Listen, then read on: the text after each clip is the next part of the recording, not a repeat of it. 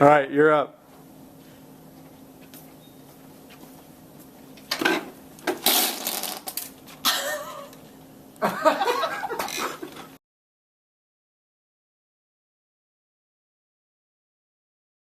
So the next gas law we're going to take a look at is called Charles' Law. And Charles' Law is a relationship between temperature and volume. Now, I know last time we talked about pressure. Where'd pressure go? Pressure, in this case, we're going to hold pressure constant.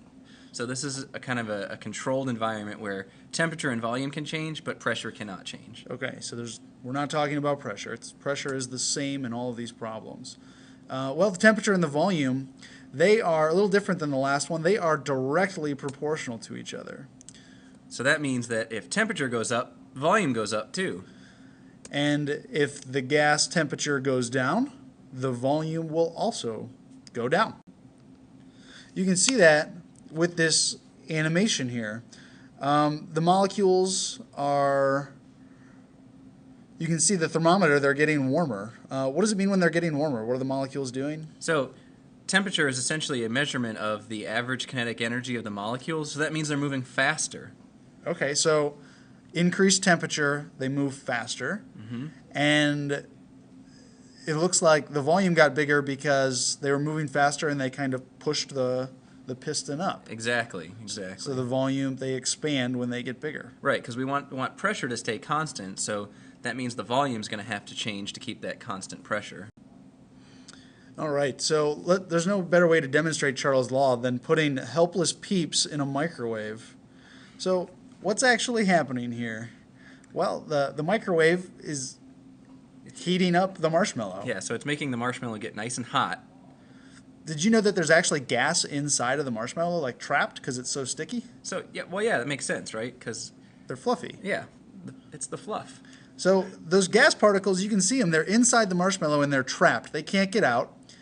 And the microwave is heating up those pockets of gas, causing the gas to expand inside the peep. And the peep is suffering helplessly inside the microwave. So you can see increased temperature, increased volume.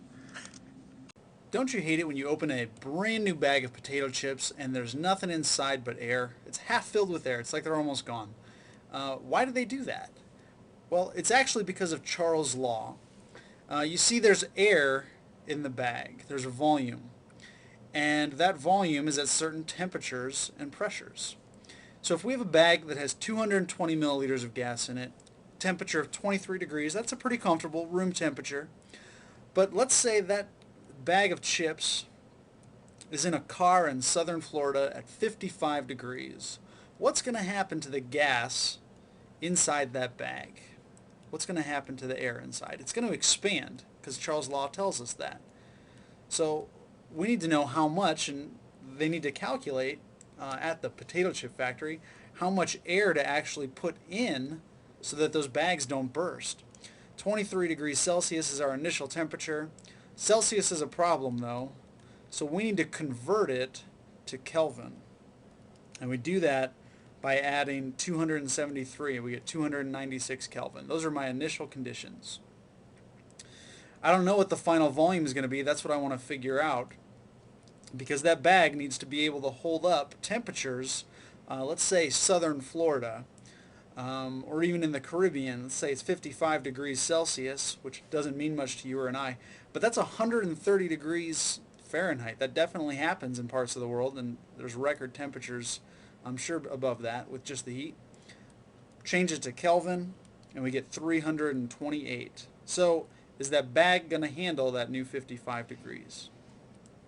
Charles' Law tells us that the temperature is going from 296 to 308. So if the temperature increases, the volume is also going to increase. It's going to expand. So 220 milliliters is going to get bigger. So I need to take my temperatures and make a ratio to make them get bigger. That means the bigger temperature goes on top, 328 Kelvin over 296 Kelvin. Units cancel out, Kelvin over Kelvin, and I'm left with milliliters, which is good. And we get an answer of 244 milliliters. So they need room for that gas to expand 24 more milliliters inside the bag. So they have to leave some extra room in there filled up so the air can expand without breaking the bag open. And I've got 3 sig figs to start with, and I need 3 in my answer, so that one's good. Let's take a look at another example. If you have a balloon in liquid nitrogen, always fun. Liquid nitrogen is stinking cold, negative 210 degrees Celsius. If we had an initial volume of 90 liters and an initial temperature of 20 degrees Celsius, what is the final volume? All right, quick look at our numbers here. I have 90 liters, that's an L, maybe, and an initial temperature of 20 degrees Celsius plus 273. To put that into Kelvin, we get 293. Again, that's around room temperature, like 20 degrees Celsius, 23 degrees Celsius. We know the temperature of liquid nitrogen, negative 210. This is why we need to convert it to Kelvin. Negative numbers in the Celsius scale just don't follow the gas laws. They just don't really work when you're setting up your ratios. So that's only 63 Kelvin. That's pretty close to absolute zero. Liquid nitrogen's pretty cold. We want to know what the final volume is going to be, so we use our temperatures to find that. The temperature, when you put it in the liquid nitrogen, is definitely going down, so we are going to want our volume to go down as well, because it's going to shrink. By how much? That depends on the temperature ratio. It's going down, so I need to put my smaller number on top so that my ratio is less than 1. 63 over 293 will give me a number less than 1 and make my volume decrease.